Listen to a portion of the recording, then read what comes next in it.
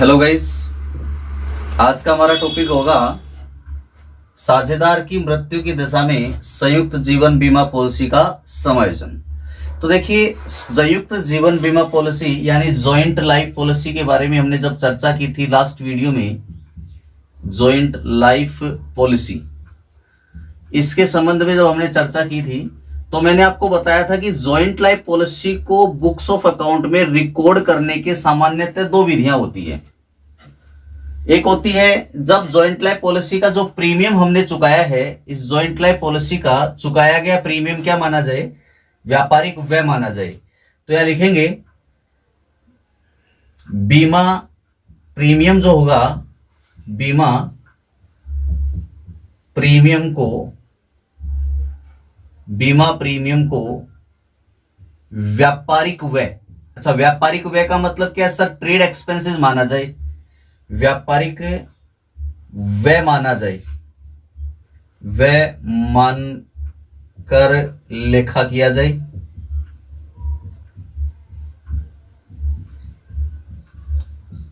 दूसरी विधि क्या हो सकती है, दूसरी विधि हो सकती है सर जब आप बीमा प्रीमियम जो चुकाया गया है, इस बीमा प्रीमियम को व्यापारिक व्यय ना माने, इसको एक विनियोग माने आप। तो पहली विधि हो गई, मान लेते हैं पार्ट ए। दूसरा है पार्ट बी, जब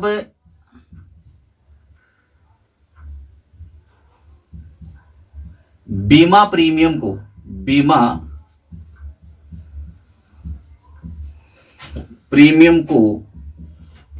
विनियोग, अब ये विनियोग भी कह सकता है आपसे, यहां पे संपत्ति शब्द का भी प्रयोग किया जा सकता है और यहां पे पूंजीगत व्यय शब्द का प्रयोग भी किया जा सकता है। पूंजीगत व्यय मानकर लेखा किया जाए।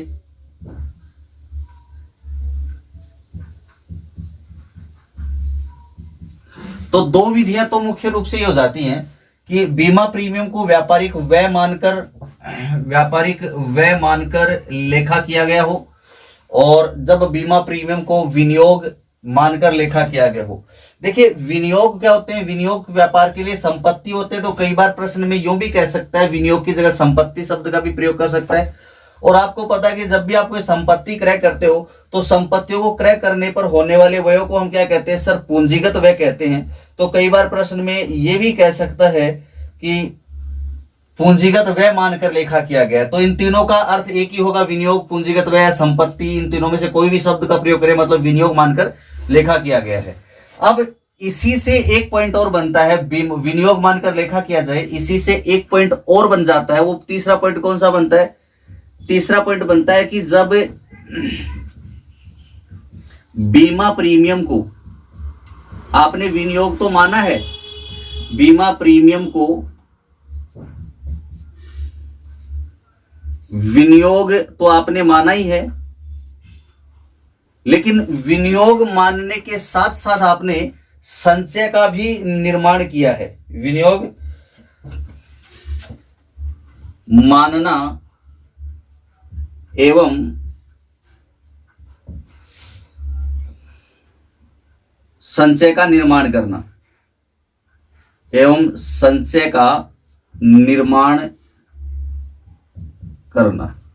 अच्छा संचय का जो निर्माण होगा वो किस संचय का निर्माण होगा, यहाँ पे संयुक्त जीवन बीमा प्रीमियम संचय का निर्माण होगा। तो जितने राशि का आप विनियोग करोगे, नहीं जितना प्रीमियम चुकाओगे उतनी राशि का संचय का निर्माण भी करोगे, संचय का निर्माण करना। तो कुल मिला के आपकी कितनी विधियां हो जाती है सर, जॉइंट लाइफ पॉलिसी को बुक्स ऑफ अकाउंट में रिकॉर्ड करने की कुल 3 विधियां हैं। इन 3 विधियों में से कोई एक विधि फर्म द्वारा अपनाई जाती है लेखा करने के लिए। या तो कोई फर्म व्यापारिक व्यय मान के लेखा कर सकती है, अगर व्यापारिक व्यय नहीं माना गया है तो जीवन बीमा प्रीमियम को आप संपत्ति मान के लेखा कर सकते हैं, और ऐसा भी कर सकते हैं कि संपत्ति तो माना, संपत्ति मानने के साथ संचय का भी निर्माण कर सकते हैं। तो इन 3 में से कोई एक विधि संस्था अपना सकती है। तो चलिए हम तीनों में प्रत्येक विधि पर अलग अलग चर्चा करेंगे। तो अपनी पहली विधि है जब बीमा प्रीमियम को व्यापारिक व्यय मानकर लेखा किया जाए। तो जब बीमा प्रीमियम को व्यापारिक व्यय मानकर लेखा किया जाता है तो हम क्या प्रविष्टियां करते हैं, देखिए स्टार्टिंग से हम इसको पढ़ेंगे। तो देखिए पॉइंट नंबर ए, संयुक्त जीवन बीमा पॉलिसी की बात करें अपन, जब जॉइंट लाइफ पॉलिसी, जेएलपी का मतलब क्या होता है, जॉइंट लाइफ पॉलिसी का प्रीमियम, जॉइंट लाइफ पॉलिसी का प्रीमियम व्यापारिक व्यय यानी कि इंग्लिश में व्यापारिक व्यय क्या कहते हैं, ट्रेड एक्सपेंसेस कह सकते हैं, ट्रेड एक्सपेंसेस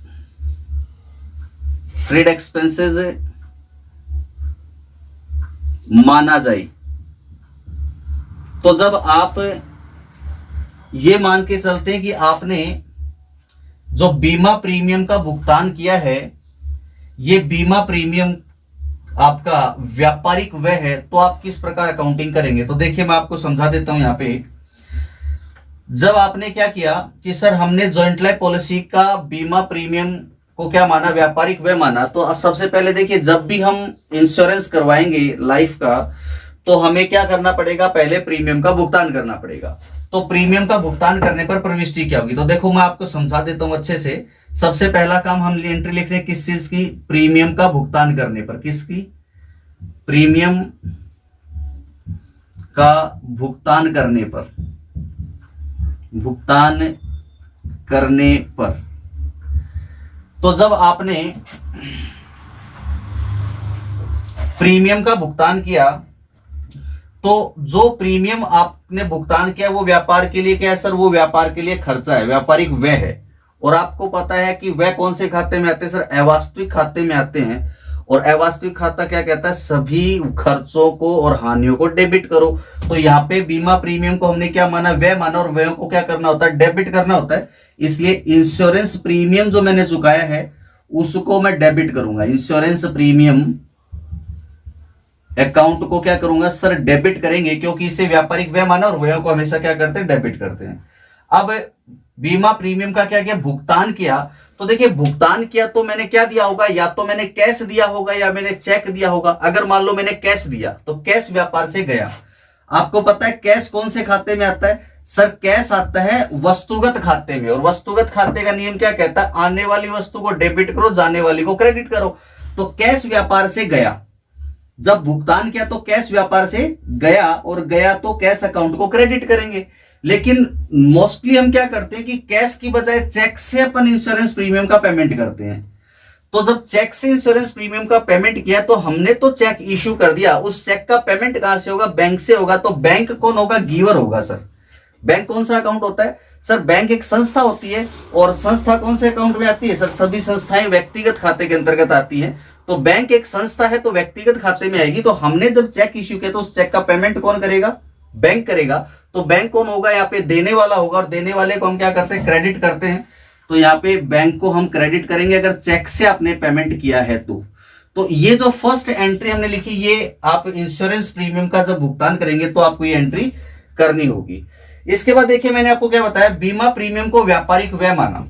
और आपको ये ध्यान होना चाहिए, 11वीं क्लास में आप इस चीज को बहुत अच्छे से समझ चुके हैं कि जब भी कोई व्यापारिक व्यय यानी ट्रेड एक्सपेंसेस होता है, तो प्रत्येक ट्रेड एक्सपेंस को, यानी कि ये जो आयगत व्यय है, प्रत्येक खर्चे को वर्ष के अंत में अपलिखित किया जाता है लाभानी खाते द्वारा। तो देखो ये इंश्योरेंस प्रीमियम एक अवास्तविक खाता है, और हर एक अवास्तविक खाता वर्ष के अंत में क्या हो जाता है सर, अपलिखित हो जाता है। कुछ अवास्तविक खाते ऐसे होते हैं जो ट्रेडिंग अकाउंट से अपलिखित होते हैं, यानी ट्रेडिंग अकाउंट में ट्रांसफर हो जाते हैं, यदि डायरेक्ट एक्सपेंसेस होते हैं। कुछ इनडायरेक्ट एक्सपेंसेस होते हैं वो लाभानी खाते से अपलिखित हो जाते हैं। इसी प्रकार जो आय होती है वो भी लाभानी खाते से अपलिखित हो जाती है। तो यहाँ पे ये व्यापारिक व्यय जो चुका है, ये एक अप्रत्यक्ष खर्चा है, इसको हमें अपलिखित करना वर्ष के अंत में किससे, लाभानी खाते से। तो इसको अपलिखित करने की प्रविष्टि करेंगे। तो देखो बीमा प्रीमियम को, इंश्योरेंस जो प्रीमियम चुकाया है, बीमा प्रीमियम को अपलिखित, अपलिखित का मतलब क्या होता है, खाते को बंद करना, अपलिखित करने पर। और अपलिखित करने को इंग्लिश में क्या बोला जाता है सर? अपलिखित करने को इंग्लिश में कहा जाता है रिटर्न ऑफ करना, यानी कि उसको बुक से हटा देना, उसका खाता बंद कर देना। तो हमें बीमा प्रीमियम को अपलिखित करना है, और अपलिखित जब हम बीमा प्रीमियम को करेंगे तो देखो अपलिखित कर किसी भी खाते को अपलिखित करने का नियम आपने क्या पढ़ा है कि सर जब भी कोई खाता अपलिखित होता है या फिर ट्रांसफर होता है तो वो अपने से विपरीत पक्ष में चला जाता है। तो विपरीत पक्ष में जाने का मतलब अगर खाता डेबिट में है तो वो क्रेडिट में ट्रांसफर हो जाता है, और क्रेडिट में तो डेबिट में नहीं विपरीत पक्ष में ट्रांसफर हो जाता है। तो उसी प्रकार हमें इस इंश्योरेंस प्रीमियम को क्या करना सर? अपलिखित करना है। तो इंश्योरेंस प्रीमियम को जब आप अपलिखित करोगे तो इंश्योरेंस प्रीमियम कहां है सर? ये डेबिट में है, और अपलिखित करेंगे तो कहां चला जाएगा सर? क्रेडिट में चला जाएगा। तो इसे हम क्रेडिट में लाके अपलिखित कर देते हैं टू इंश्योरेंस प्रीमियम अकाउंट। ये तो सर अपलिखित हो गया, इसको तो हमने क्रेडिट कर दिया, लेकिन अपलिखित करना किससे है? जिससे अपलिखित करना उसको डेबिट में लाना पड़ेगा। तो किसे अपलिखित करना है सर? देखो एक जो व्यापारिक व्यय इसको माना है हमने इंश्योरेंस प्रीमियम को, और ये व्यापार का प्रत्यक्ष खर्चा तो हो नहीं सकता, ये व्यापार के लिए अप्रत्यक्ष व्यय है, और प्रत्येक अप्रत्यक्ष व्यय को लाभ हानि खाते से अपलिखित किया जाता है। तो इसे हम लाभ हानि खाते से अपलिखित करेंगे तो लिखेंगे profit and loss account debit. क्या लिखेंगे सर? लिखेंगे profit and loss account debit, profit and loss account debit लिखेंगे सर यहां पे। तो इसको अपलिखित करने की एक ये प्रविष्टि हो जाती है आपकी यहां पे। तो आप ध्यान से देखिए, जब आपने बीमा प्रीमियम का जो भुगतान किया तो एंट्री की इंश्योरेंस प्रीमियम टू कैश, और जब अपलिखित किया तो profit and loss account debit to insurance premium. तो जेएलपी को व्यापारिक व्यय मानने पर हमने इंश्योरेंस प्रीमियम को डेबिट किया पहले, फिर उसको क्रेडिट किया। तो देखो दोनों एंट्री में कहीं ज्वाइंट लाइफ पॉलिसी खाता खुला क्या सर? यहां तो ज्वाइंट लाइफ पॉलिसी खाता नहीं खुला, एक इंश्योरेंस प्रीमियम खाता खुला था, वो भी अपलिखित हो गया। तो आप ध्यान कीजिए, मैंने इससे पीछे जब सेवानिवृत्ति के समय ज्वाइंट लाइफ पॉलिसी का अकाउंटिंग ट्रीटमेंट मैंने आपको बताया था, उस समय मैंने बताया था कि जब बीमा प्रीमियम को व्यापारिक व्यय माना जाता है तो उस दशा में ज्वाइंट लाइफ पॉलिसी खाता पुस्तकों में विद्यमान नहीं होता है, यानी खुला हुआ नहीं होता है। तो देखो यहां है क्या है, आपने प्रीमियम का भुगतान किया, फिर प्रीमियम को अपलिखित किया, तो ज्वाइंट लाइफ पॉलिसी खाता तो खुला ही नहीं है, और जो इंश्योरेंस प्रीमियम खाता खुला था वो भी अपलिखित हो गया। तो जो पीछे हमने बात की थी कि जब आप क्या होगा कि कुछ विशेष बातें जो पीछे लिखी थी वो मैं आपको रिवाइज करता चलता हूं। तो यहां पे इस परिस्थिति में ज्वाइंट लाइफ पॉलिसी खाता पुस्तकों में विद्यमान नहीं होता है, विद्यमान नहीं होता है। विद्यमान नहीं होने का मतलब क्या है? ये सर खाता खुला हुआ नहीं होता है, ये बात हमने पिछले वीडियो में भी की थी। इसके बाद हम चर्चा करेंगे कि अगर यहाँ पे हम पिछले वीडियो में क्या किए थे कि सर यहाँ पे अगर कोई पार्टनर रिटायर हो गया, ये दोनों एंट्री तो रिटायरमेंट और डेथ दोनों केस में होती है, अगर प्रीमियम दिया हो तो दोनों केस में होगी। तो सर अगर यहाँ पे पार्टनर रिटायर हो जाता है तो रिटायरमेंट के टाइम पे हमने क्या किया था? पहले ज्वाइंट लाइफ पॉलिसी खाते को पुस्तकों में हमने खोला। कौन से अनुपात में खोला था सर?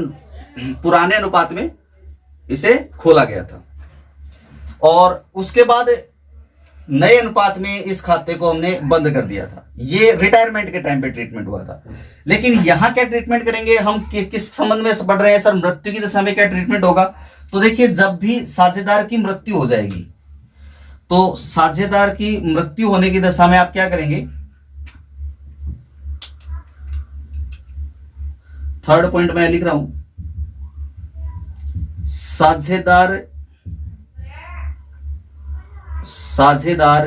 की मृत्यु होने पर, जब साझेदार की मृत्यु हो जाएगी तो उस समय क्या क्या काम होगा वो देखिए। सबसे पहले तो हम क्या करेंगे, ये जो ज्वाइंट लाइफ पॉलिसी हमने करवाई है ये पॉलिसी दे हो जाएगी, यानी कि मैच्योर हो जाएगी जैसे साझेदार की मृत्यु होगी। तो यहां पे पहला काम क्या होगा? ज्वाइंट लाइफ पॉलिसी दे हो जाएगी, यानी संयुक्त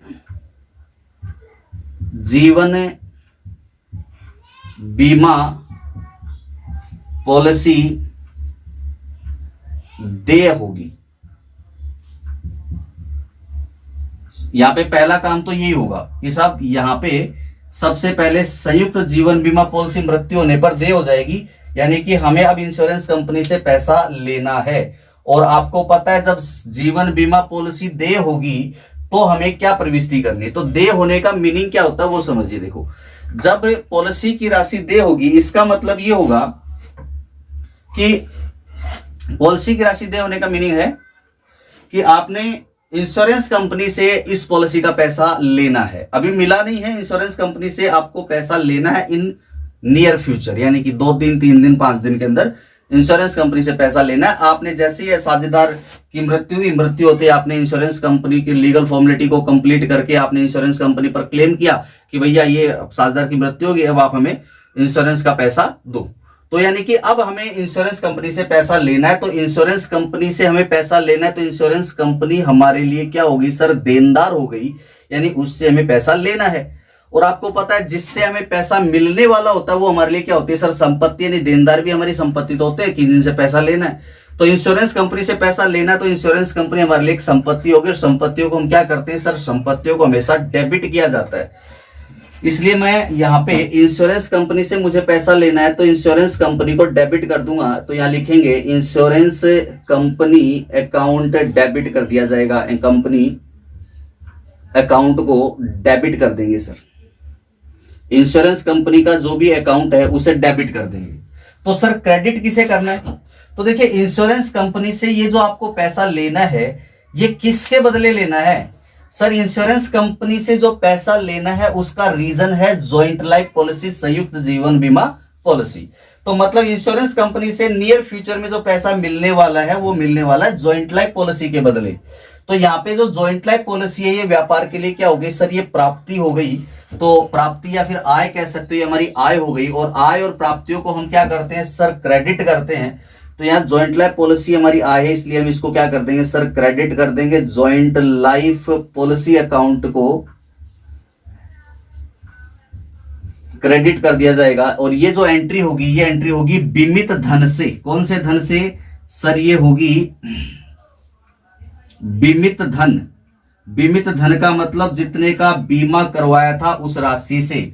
और ये जो प्रविष्टियां हो रही है ये कौन सी राशि से हो रही है दोनों सर, ये हो रही है चुकाए गए प्रीमियम की राशि से। चुकाए गए प्रीमियम की राशि से, प्रीमियम की राशि से प्रविष्टि होगी। और यहां पे भी वही सेम आएगा, चुकाए गए प्रीमियम की राशि को हमें अपलिखित करना है, ये बीमित धन से प्रविष्टि हो जाएगी। अब देखिए अब क्या करना है सर, साझेदार पे पहला काम तो मृत्यु होने पर यह हुआ कि हमने बीमा पॉलिसी जो मृत्यु होते ही जो जीवन बीमा पॉलिसी पर राशि जो देय हुई थी वो देय होने की प्रविष्टि हमने कर दी। अब जब पॉलिसी देय होगी, देय होने के कुछ समय बाद बीमा कंपनी से आपको इसकी प्राप्ति होगी, और जब इंश्योरेंस कंपनी से आपको इसकी प्राप्ति होगी तो हम क्या प्रविष्टि करेंगे, देखिए यहां लिख रहे हैं नेक्स्ट एंट्री, फोर्थ, बीमा कंपनी से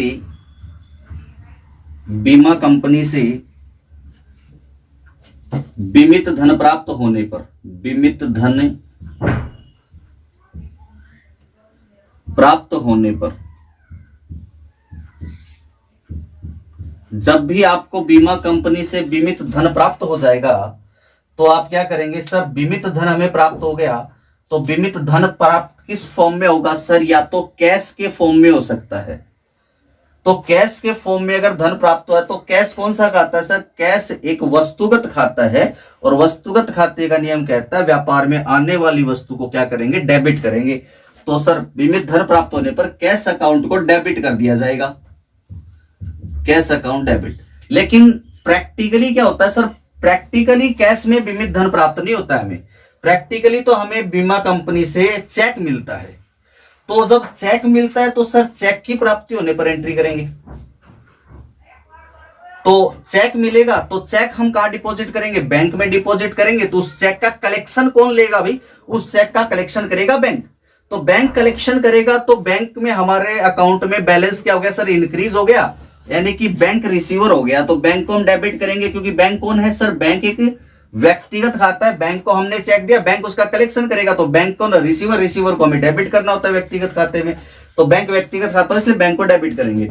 तो कैश या बैंक अकाउंट डेबिट टू तो ये पैसा बीमा कंपनी से हमें प्राप्त हो रहा है। कौन दे रहा है पैसा? सर बीमा कंपनी दे रही है। तो बीमा कंपनी कौन है सर? यहाँ पे देने वाला है। बीमा कंपनी भी तो एक व्यक्तिगत खाता है ना, कंपनी भी एक कृत्रिम व्यक्तिगत खाते में आती है। तो कंपनी ये पैसा हमें दे रही है, तो कंपनी कौन हो गई सर? देने वाले गिवर हो गई, और देने वाले को क्या किया जाता है? क्रेडिट किया जाता है।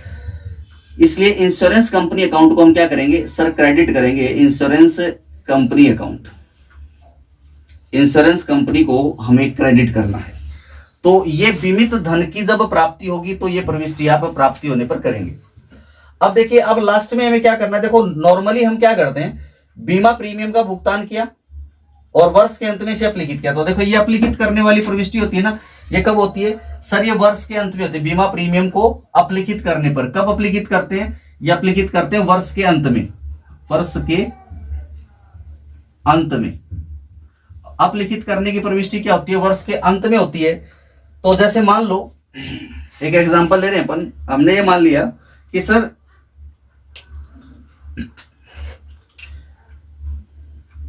1 जनवरी को हमने इंश्योरेंस करवाया, तो उसका प्रीमियम हमने 1 जनवरी को पेमेंट किया। और मान लो खाते बंद होने की तारीख है 31 दिसंबर। हमारे खाते मान लिया हमने कि खाते बंद हो रहे 31 दिसंबर को, तो 1 जनवरी को जो प्रीमियम चुकाया, 1 जनवरी 2010 को जो प्रीमियम चुकाया, वो 31 दिसंबर 2010 को हम क्या करेंगे? उसे अपलिखित कर देंगे जब खाते बंद करेंगे। क्योंकि ये जो प्रॉफिट एंड लॉस अकाउंट से इसे अपलिखित कर रहे हैं, इसका मतलब इस इंश्योरेंस प्रीमियम को प्रॉफिट एंड लॉस अकाउंट के डेबिट साइड में दिखा रहे हैं। तो प्रॉफिट एंड लॉस अकाउंट के डेबिट में दिखा रहे थे। प्रॉफिट एंड लॉस अकाउंट बनता कब है सर? ये तो वर्ष की अंतिम तिथि को बनता है। तो यह वर्ष की अंतिम तिथि को बन रहा है, इसका मतलब इंश्योरेंस प्रीमियम जो आपने यहाँ पे अपलिखित करना है वर्ष के अंत में करना है, क्योंकि वर्ष के अंत में P&L बनेगा तभी तो इसके डेबिट में दिखाओगे, उससे पहले कहां से दिखाया जाएगा? तो वर्ष के अंत में ये अपलिखित होगा। तो यहां जो प्रीमियम चुकाया वो यहां अपलिखित किया, यहां प्रीमियम चुकाया, यहां अपलिखित किया। अब मान लो आपने 1 जनवरी 2011 को कोई प्रीमियम चुकाया, तो अपलिखित कब करोगे सर? 31 दिसंबर 2010 को करोगे। तो यहां चुकाया और यहां अपलिखित किया। लेकिन मान लो कि आपने जनवरी 2012 को प्रीमियम चुकाया। क्या किया सर? प्रीमियम चुकाया 1 जनवरी 2012 को, और यहां पे साझेदार की मृत्यु हो गई।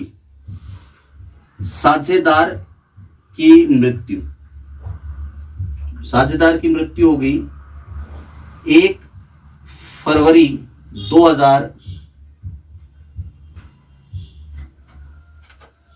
चलो 1 मार्च मान लेते हैं, चलो 1 मार्च 2012 को इसकी मृत्यु हो गई साझेदार की। तो देखिए साझेदार की मृत्यु अब की बार हम क्या कर रहे थे? सामान्य रूप से जब जनवरी को प्रीमियम चुका रहे थे, दिसंबर में अपलिखित कर रहे थे। लेकिन इस बार क्या हुआ कि 1 जनवरी 2012 को हमने प्रीमियम चुकाया, तो उसका अपलिखित कब होना चाहिए था सर? वो 31 दिसंबर 2012 में अपलिखित होना चाहिए था। लेकिन 31 दिसंबर 2012 से पहले, लाभ हानि खाता बनाने से पहले, या साझेदार की क्या हो जाती है सर? मृत्यु हो जाती है। और जब साझेदार की मृत्यु हो गई तो यहाँ पे पॉलिसी क्या होगी सर? यहाँ पे पॉलिसी देय होगी, तो ये देय होने की एंट्री हो जाएगी। उसके बाद हमें प्राप्त हो जाएगी। प्राप्त होने के बाद इसका शेष जो है जॉइंट लाइफ पॉलिसी हमें साझेदार में विभाजित करना पड़ेगा। इसका मतलब जो प्रीमियम चुकाया गया है 1 जनवरी 2012 को, इसे लाभ हानि खाते से इस साल अपलिखित नहीं किया जा सकता। तो अगर मान लो कि ऐसा हो कि जिस वर्ष में साझेदार की मृत्यु होती है और उस वर्ष का बीमा प्रीमियम अपलिखित ना किया जा सका हो लाभ हानि खाते से, क्योंकि 1 मार्च को तो लाभ हानि खाता बनाएंगे नहीं, लाभ हानि खाता तो 31 दिसंबर को ही बनेगा, और उससे पहले में जॉइंट लाइफ पॉलिसी का अकाउंटिंग ट्रीटमेंट कंप्लीट करना है। तो 1 मार्च 2012 को जब मृत्यु हो गई, तो जनवरी 2012 का जो प्रीमियम चुका है वो अभी तक अपलिखित नहीं हुआ है। तो ऐसी दशा में जब आपका अंतिम वर्ष का प्रीमियम, मृत्यु वाले वर्ष का प्रीमियम अगर अपलिखित नहीं हुआ है, तो उसे जॉइंट लाइफ पॉलिसी खाते से अपलिखित करेंगे। तो यहां पे एक नोट लगा के विशेष बात आप लिखोगे, यदि साझेदार की मृत्यु वाले वर्ष का प्रीमियम, मृत्यु वाले वर्ष का प्रीमियम अपलिखित ना हुआ हो, अपलिखित ना हुआ हो तो, अपलिखित ना हुआ हो तो इसे जॉइंट लाइफ पॉलिसी अकाउंट से अपलिखित किया जाएगा। सिर्फ मृत्यु वाले वर्ष का, और किसी वर्ष का नहीं। सामान्यतः जो प्रीमियम चुका रहे थे लाभ हानि खाते से वर्ष के अंत में अपलिखित हो ही रहा था, और लेकिन मृत्यु वाले वर्ष में अगर जो प्रीमियम चुकाया था वो प्रीमियम अगर अपलिखित ना हुआ हो तो उसे जॉइंट लाइफ पॉलिसी अकाउंट से अपलिखित किया जाएगा, अपलिखित किया जाएगा। तो ये रूल है, तो इस रूल का आप ध्यान रखोगे, अपलिखित किया जाएगा। अब देखिए हमें क्या करना है, इसकी प्रविष्टि करनी है। तो सर हमने प्रीमियम चुकाया, ये मृत्यु वाले वर्ष में प्रीमियम चुकाया, तो प्रविष्टि तो प्रीमियम चुकाने की वही होगी, इंश्योरेंस प्रीमियम टू बैंक। अपलिखित करना है तो क्रेडिट करना पड़ेगा प्रीमियम को, डेबिट से प्रीमियम क्रेडिट होगा sir to insurance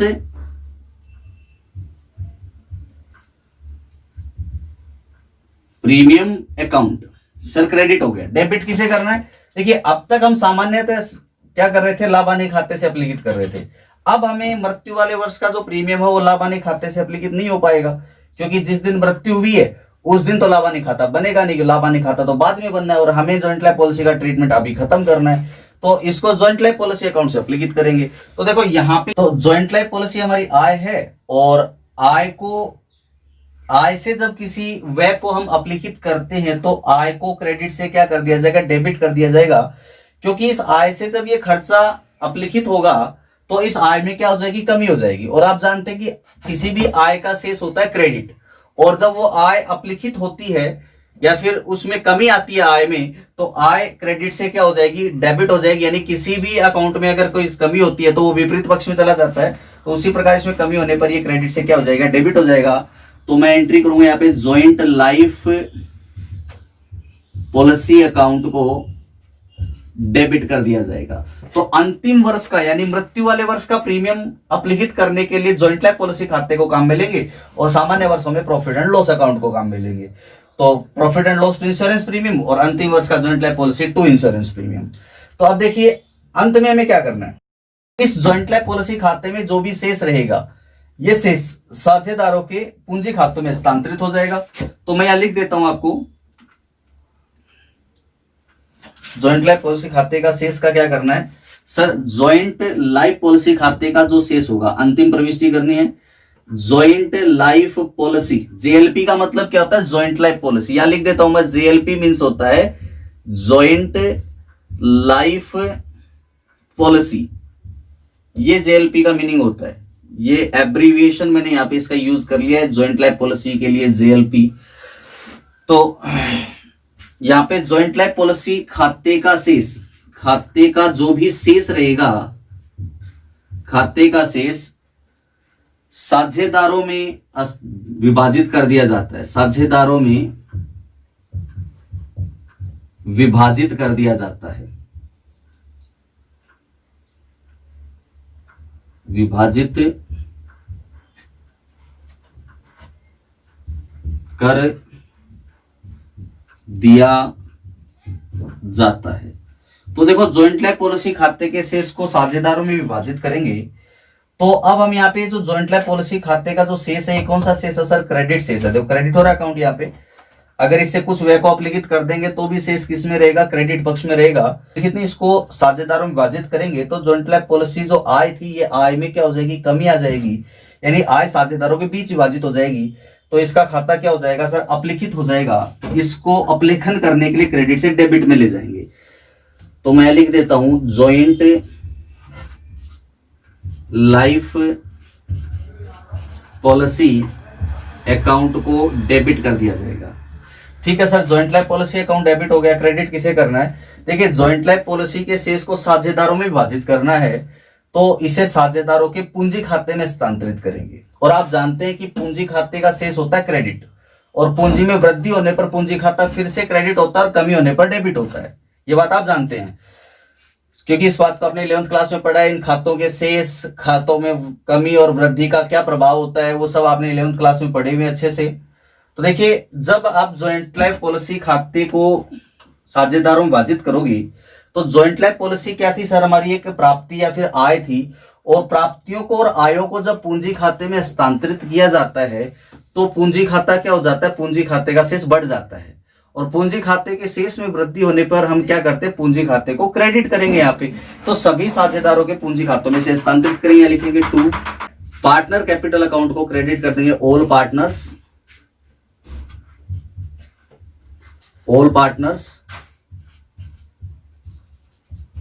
capital account, इसे क्रेडिट करेंगे। और किस अनुपात में क्रेडिट करना है सर, इसे पुराने अनुपात में क्रेडिट करना है सभी साझेदारों में। कौन से अनुपात में सर, इसे पुराने अनुपात में क्रेडिट करना। तो हमने अब तक इसमें पढ़ा है जॉइंट लाइफ पॉलिसी का अकाउंटिंग ट्रीटमेंट जब बीमा प्रीमियम को व्यापारिक व्यय माना जाता है। तो आज के लिए बस इतना ही। नेक्स्ट वीडियो मिलते हैं, नेक्स्ट वीडियो में इससे रिलेटेड न्यूमेरिकल क्वेश्चन करेंगे। Thank you very much.